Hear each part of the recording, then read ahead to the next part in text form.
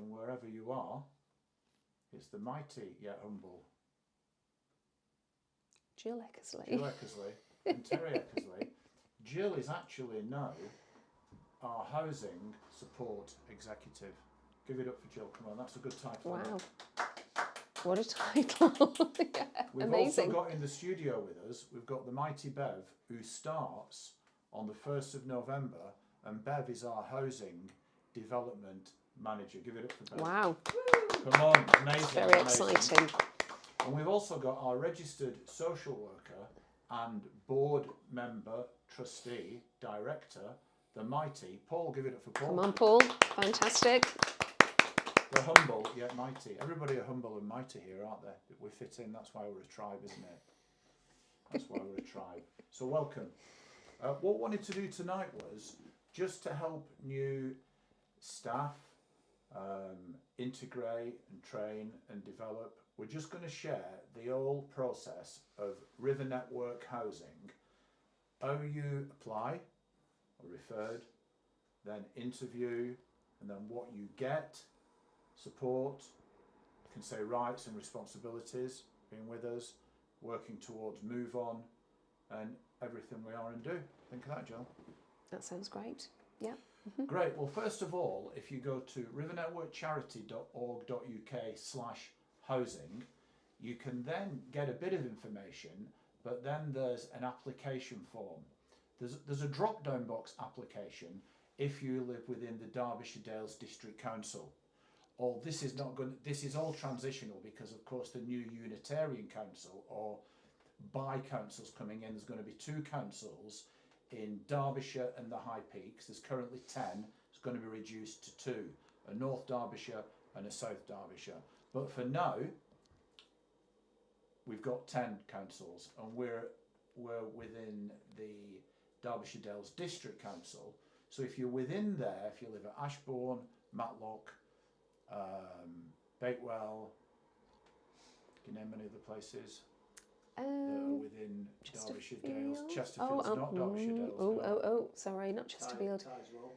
Yeah, Tideswell's in it. Yeah, places like that. Ashbourne, that's within it. But they're all there on our website. If you live within the Derbyshire Dales District Council, you can just apply via a drop-down box. Very, very simple. If you're out of area, if you're not in Derbyshire Dales District Council, there's a referral form that you can self-refer or get somebody to refer for you, a support worker, probation officer, health worker, etc., etc., etc. I was just thinking, as you saying where people go to apply, I think it might be good to let people know who is eligible to apply, because we have rules around who is able to be within our accommodation. So I just thought it might. Well, we're going to. Yeah, it is good. That's what we're doing. Talking it out. Okay. So yeah, if you are on benefits, basically, you need to be needing support, homeless, risk of homelessness, need somewhere to stay. You need to be in receipt of universal credit with limited work capability, or PIP, etc., etc. If you're getting benefits, you need to be eligible for housing benefit, which will pay the majority of your rent. And the other rent is like £54.16 a month. I was going to say about that. That's what it specifically is. Good on figures. I'm good on figures. Look at the woman I married. Yes, so that is the eligibility criteria. And then what you'll do, we will get the application and we'll start to process it. Indeed. So we'll get it and process it. If you are in Derbyshire Dales District Council, we'll look at the application. If your support needs are not too high, we'll then offer you an interview, and we'll say, bring to the interview proof of benefits and proof of ID. Birth certificate, proof of ID, or passport, or driving licence, proof of benefits. Most people have got it on the phone, on the portal. Indeed. That's right, isn't it? Yeah. Now, the accommodation that we've got at the moment is shared accommodation. You get your own room, really to a high standard. We've just had them upgraded, painted, carpets, amazing properties, Victorian style, beautiful, beautiful, beautiful. You'll get your own room with a shared bathroom and shared kitchen. Indeed, yeah, absolutely. Really, really good. Level of support, you will get, you're meant to get 1 hour support a week, but you get a lot more than that. And a good way of doing it, what we found is, because we do life skills training, support, team, family, leadership training, all in a lot of different forums, but on a Thursday night or on a Friday night, we'll do that, and we'll have a meal, we'll do food prep. So it's all about life skills, building, training and all that. Then within that forum, we've got like a support surgery where anybody can ask for support, or anybody we've identified that specifically we need to have a chat with, we can have a chat with them in the office. Yeah, absolutely. That's good, isn't it? Yeah. You have access to an online emergency phone for emergencies only. Absolutely. We're not there for a cup of sugar or a little LOL emojis chat. If there's any serious emergencies, you can contact us. Otherwise, apart from that, we'll see you on that weekly session. Yeah, and we do some obviously practical things there with having a meal, but at the moment we're doing a course with one of our residents that's leading that. But we also, because you may not realise, but not everybody in life gets the memo of how to clean up. It's a shocking thought, isn't it, for most ladies to think that. But not everybody's had a family background or has been taught how do I actually keep my property clean? How do I keep things clean? What do I do? So when you're part of a shared house, everybody has a responsibility to keep that house looking clean and acceptable for everybody else. So you've got your own area that you look after, but also to come together. So we have a little session for each house with that. Housekeeping training and development. We do it in one of the properties on a Wednesday at 10 a.m. So we do a spring clean or a winter clean or a clean, and it's a bit of a social as well. At the end of that, we have a bacon sandwich or butty, depending on if you come from a council estate like me, it's a butty. If you come from where Jill comes from, it's a sandwich. So it's a bit social as well. It's fun. Everything we do is fun and upbeat and positive. And then at another property, we do that on a Thursday, exactly the same.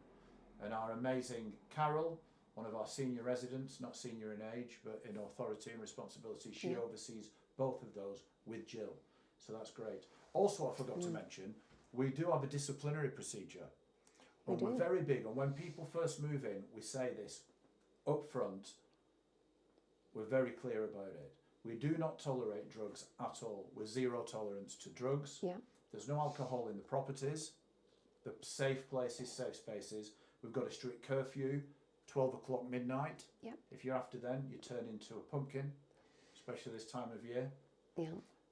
And that's what we're really big on. And no antisocial behaviour, because they've got to be safe spaces where people can grow and develop. People get healing and support on the journey towards move on, which I'll talk about in a bit. So we have a strong disciplinary procedure. If people breach a curfew or antisocial behaviour, or in particular drugs, Class A's, even weed, we come down on it sharp. We just evicted somebody last week for that, didn't we? 2 weeks ago. We did. For all of the above, breaching curfew, antisocial behaviour, and they'd been arrested for drugs with intent to supply, weed.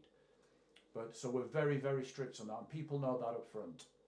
Now, within that structure, you've got a safe environment where people can grow and develop and train and do well and do different things, you know, and we try and get people, we meet people where they're at and help them at the speed they can go at to develop. That's what I like saying. You know, because I'd like everybody to be doing voluntary work a little bit, everybody to doing a course, but not everybody's at that, and they're at where they're at because they're vulnerable people who have had some horrendous past, like me. Yeah. But then you can overcome an horrendous past, and that's what we're there to help people. So it's like, and I think a good example to give is, and we're not mentioning names, challenges we've had somebody recently with antisocial behaviour, that we've had antisocial behaviour in the past, and then eviction notice, we gave them 4 weeks eviction notice. They managed to play ball not do antisocial behaviour, not get hammered, not cause a nuisance. Yeah. And because he'd done that and stuck to that, we rescinded it, so we didn't evict them. Yeah. But for people, we can evict immediately on licence agreements, not tenancies. And we have, and we will evict immediately to save other people. Absolutely. And, Yeah. you know, we just can't tolerate it. The police don't tolerate it, we don't tolerate it, and other people should not have to tolerate that. So we tell people that right up front, so they know that all the way. No, otherwise people evict themselves due to their own choices and behaviour. Instead of a tenancy. Okay, I'll explain that. Good question, Paul. A licence agreement basically is, with a tenancy, there are short-haul tenancies, and it's when you've got your own space to yourself, and it's directly you. And with that, the tenant has got a lot of rights and responsibilities. For example, if people are on tenancies and you want to evict them, you've got to give them 2 months' notice. Then they don't need to go. I think that's just changed, hasn't it? has. To 4 months. It's just changed to 4 months now Yeah. with this new Renters' Rights Bill. But it was 2 months, now it's 4 months. But then if people didn't want to go, they don't go, then you've got to take them to court. Then if a judge says you've got to go, and they still don't go, then you've got to get bailiffs. So it's a long, drawn-out process. And that's okay for tenants and tenancies and tenants' rights, I understand all that. But when you're in shared accommodation, that's when it's a licence, because you get a licence just to that room and to the shared space, and everybody's on licences. And they're good and the best, because what happens if you've got to evict somebody who's threatening everybody, they're running around with a knife, and they're taking Class A drugs, and they're not paying the rent? That's when you need licences. So that's the difference between a licence agreement and a tenancy. There's a lot of other stuff, but within the licence agreement, you've got, you know, house rules, like you have in a tenancy anyway. So that's the difference between a licence and a tenancy. Anything else we need to talk about that? I think that's all I can think of for now. Yeah, and it's all about what we do is helping people build a future and helping them move on. And when people have been with us 6 months, then they move on to the local housing options register, if you like, and they can start bidding for somewhere in the beautiful Derbyshire Dales. Yeah. And we've moved 3 people on. We have. Absolutely. Amazing properties like stone cottages, beautiful flats, amazing. We've helped them get white goods, we've helped them get carpets. They're doing great. We've just had a guy moving over today. Yeah. Will. So even in 2 years, we've moved 3 people on positively. Amazing, amazing, amazing. And these people, well, all of them, all 3, come from really horrendous backgrounds. I mean, the first guy, we took over the properties, and one guy, prolific drug user, police knew him, he was out begging, he was nearly half dying. We took over the properties, and really quickly, and miraculously I'd say, he turned around, he got on a methadone script, he wasn't begging anymore, and he got involved through service user involvement. We got to give people opportunity to get involved, to help lead. He was doing some painting and decorating and doing amazing. And we showed his photo in a press release to the local council, and they could not believe it was him. They're like, wow, is that the same guy? Is that him? He was like notorious. And now he lives in a beautiful stone cottage in Bakewell. Another guy, beautiful stone place in Tideswell. Yeah. And a third guy, You'll And we've helped them all get all brand new white goods, everything. And this is when we didn't even have a bigger, wider team than we've got. I don't mean large people, I mean wider team, as in numbers. Yeah. And sometimes people are going to be with a short time, and sometimes people, I think, do benefit from being in a shared accommodation, because not everybody wants to live on their own, and it's not really time for them to live on their own, maybe because of a health issue. They do need the support of perhaps, you know, knowing that someone else is in the property, that if they needed a friendly chat or something like that. Other people, yeah, that's fine. It's time for them for their own space, and they're going to be fine. So some people, it could be that you're going to be with us for a short time. Other people, they could be with you for a year, 18 months, 2 years, and then it could be time to start looking for something. So there's no pressure with that. If people are obviously adhering to the rules of living, absolutely, everybody is so individual. It's Absolutely. not prescriptive, Paul, and it's not tick box, and it's not time led. Because some councils say, right, they can stay with you for 2 years, and we want them out in their own place. Well, a lot of people around here, I was in a meeting, and they were stamping their feet, saying, "How can you say that? Suddenly, in 2 years, it's like you wave a magic wand, and they're ready." They're not, and we say to, we'd say that to the council, and we say it to our residents. You don't need to move on unless you feel you're ready. And only when you feel you're ready, you need to move on. And you'll know when you're ready, and we'll support you in that. We'll help you. Because some people, I mean, there's been a couple of people recently, they're allowed to bid, so they start bidding on properties. Well, be careful what you wish for in life, or what you bid for, because you just might get it. Yeah. Have you heard that? Yeah. Be careful what you wish for, you might get it. So one of our guys got offered a place. And he's like, "Oh, I don't want it." But thankfully, there was some other issues, and the council rescinded it and said, "Oh, we can't offer it you then, we've got to take it back." Yeah. But we said to him, "You don't need to go. You're obviously not ready yet, and you're doing great. And you can do an intern with us." And he's on the media team and doing great on the media team and doing really, really well. So, like, there's no pressure to move on, but when you're ready to move on, we will help you move on, and you'll get a beautiful place. And you'll have everything like wow, wow, wow, wow, wow. But you'll deserve it because you've put some work in. Absolutely. And you've received the support and engaged with the support. And that's the key. It's like when people don't engage, and it's like, some organisers like, they're not engaging. And I'm like, well, do you reach out to them? Do you put a meal on? Have you got incentives like we have, like we do? And we'll always incentivise stuff. So if people don't engage with us, they really don't want to engage. And people who don't engage, they drop off. And they go and do something somewhere else and get hammered on drugs or drink or get with the wrong peer group. So when people don't, and it's part of the licence agreement that they've got to engage. And it's part of the housing benefit payment that they have to engage. If they're not engaging or receiving support, then they shouldn't really be with us. For one, according to the licence agreement and support plan, and for two, according to the housing benefit payment. So that's why it's really, really important. So you can have people stamping the feet and protesting and saying, excuse, blame shift. Well, you didn't come to support. Yeah. And of course, if there's reasonable reasons why they can't come to support, that's different. That's understandable. But when you're lying and making excuses and just going roughshod and going the other way, well, obviously it's not the place for you to be with us. And that's fine. And that's what it was like with the guy who evicted himself 2 weeks ago.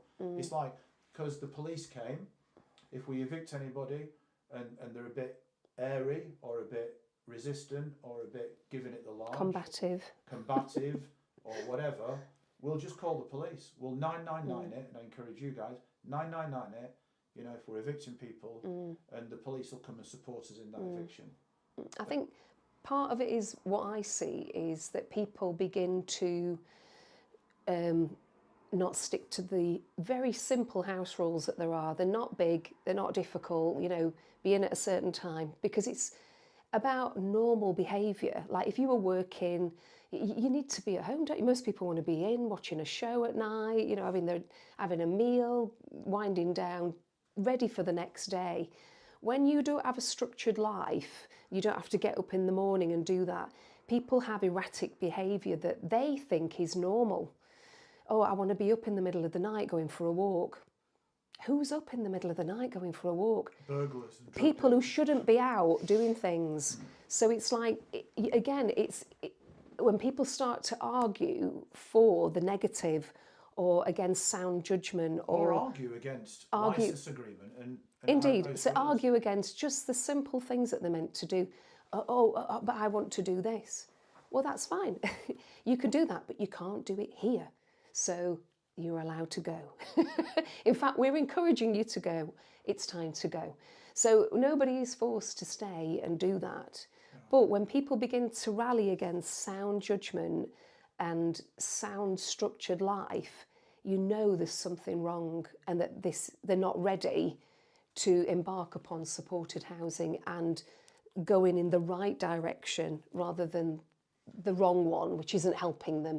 Can I ask a question about, when you say supported housing, you mean other organisations in the area that they link into afterwards? Is that what you meant? Oh, no, well, no, because we're supported housing, aren't we? So Yeah, that would be we us. We So offer anyway, supported housing. Yeah. Yeah. That's what it's defined and called. There are other organisations who do supported What I housing. meant was, like you said before, some people, for them it's right to move on to live on their own, and some people not.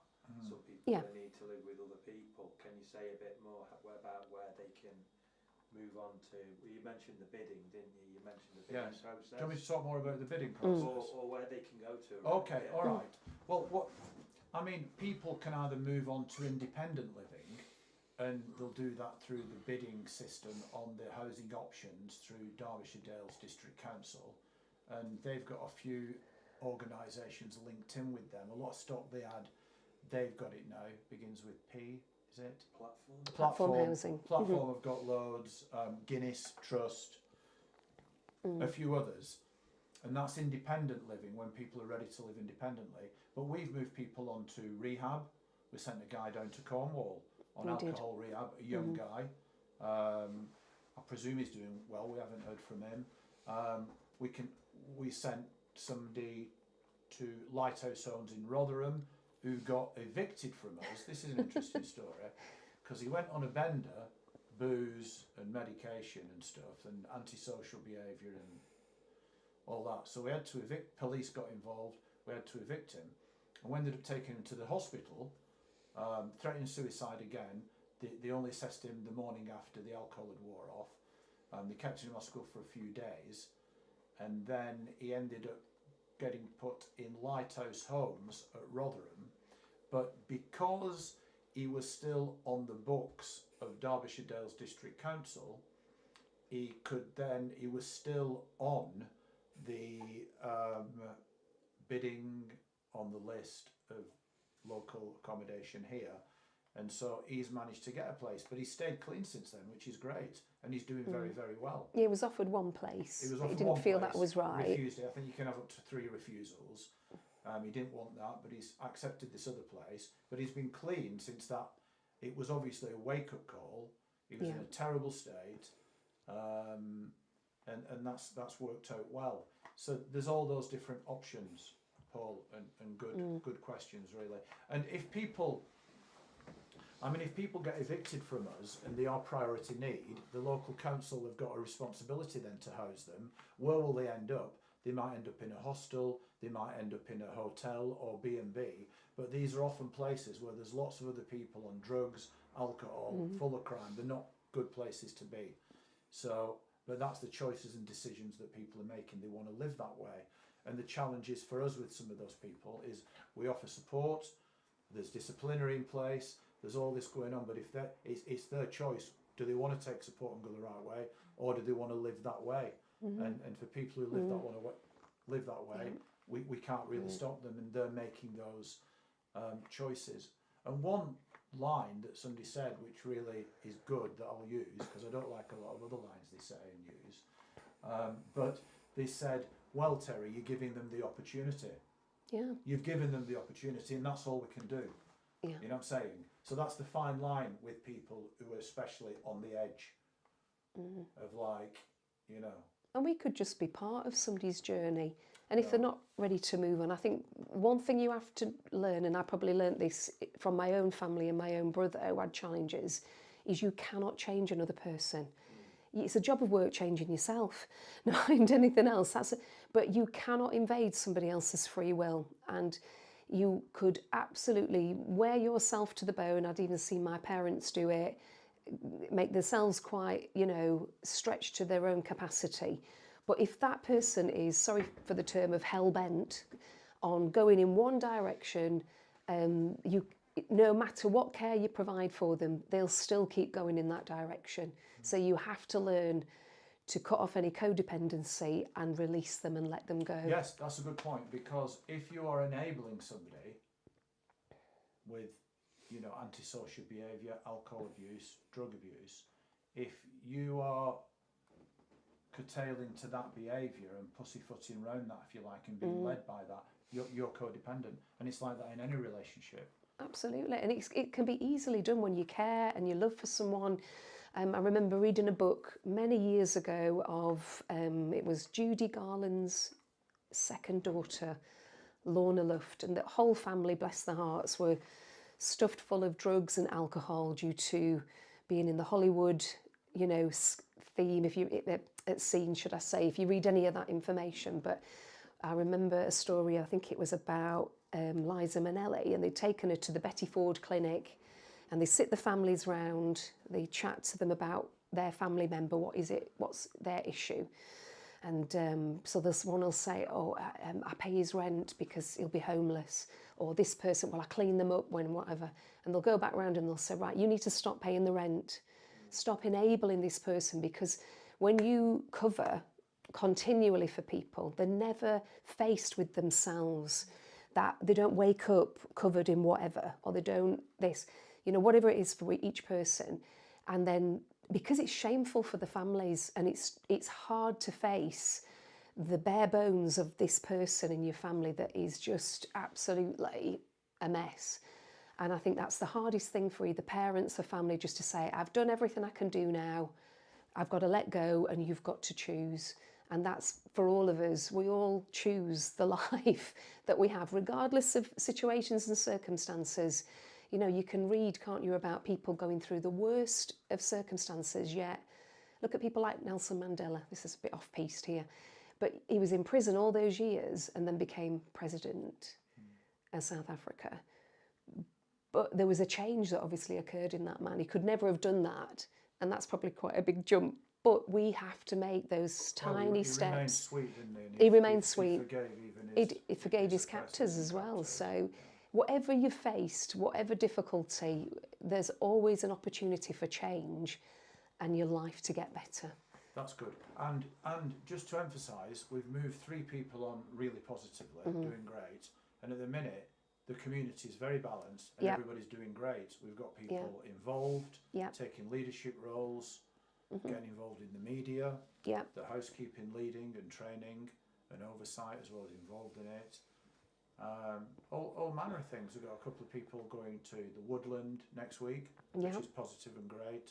We've got Christmas coming up. We'll do a lot of outreaches, and our residents get involved in the community stuff we do. You get involved in the food bank, so taking your eyes off yourself, helping other people, helping the community. We're going to have some major Christmas events, outreaches, giveaways, toys, food hampers, fun, cash cards. It's going to be amazing. We've got loads of amazing stuff coming up. We're doing a Christmas stall at the Christmas market. We have our Leading Ladies, which is a ladies group. It's a good name, isn't it? Leading Ladies. What do? They eat cake and drink coffee. and talk. They just talk all over. We're quite good. Ladies need to talk sometimes. Talk out, smile. Absolutely. I just want to add something about the food bank, because I'll say briefly, it's something that was on my heart for a long time. If you might say that it had been put there by God. And then out of the blue, Terry mentioned to me that there was an opportunity with the Chesterfield Food Bank. So I said, yeah, okay. So now what that has done is, on a Wednesday I go and collect food, bring like a van full of food back to our house. My wife puts it on the Facebook group for the local area. We've got people in poverty, in cost of living crisis victims in Chesterfield, who it's opening conversations up with these people in our own home.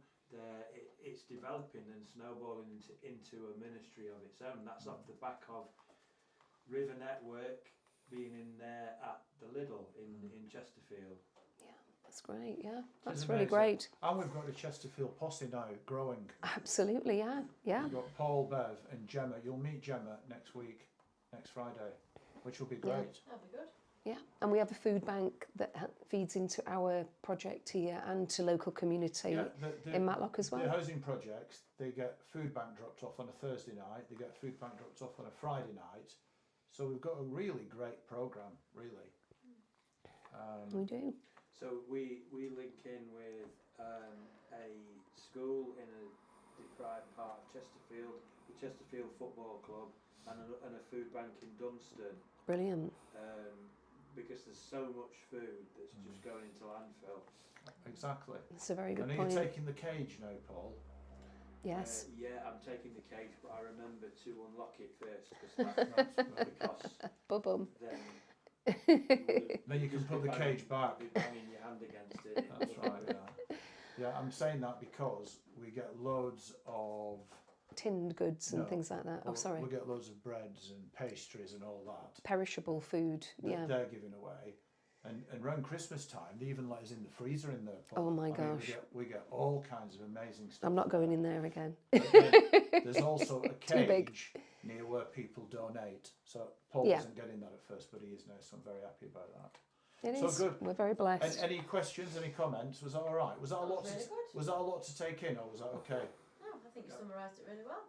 That was good. Good. Good. Can you give us a big Yeah. round of applause? Thank you. And Yeah. everything that you want to know about the housing or our charity is all at rivernetworkcharity.org.uk. We've got a church connected as well, and a lot of our people go to the church on a Sunday. Yeah. They help with setup, media, coffee shop, food bank, everything there as well. It starts at 11, the service. We start set up at 10. And that's at rivernetworkchurch.org.uk. So it's very simple to find us. And we're a bit like the Salvation Army, I'd say. We're a church and a charity, but two separate brands Yeah. doing But better separate clothes things. than the Salvation Army. Better Modern day. clothes. We've not got- Gangster shoes, spats. Wonderful. Well, it's good night from Jill, And it's good night from Terry. and it's good night from, Paul, good night. and it's good night from, Bev, good night. and it's good night from her. And him. And everyone else. Blessings.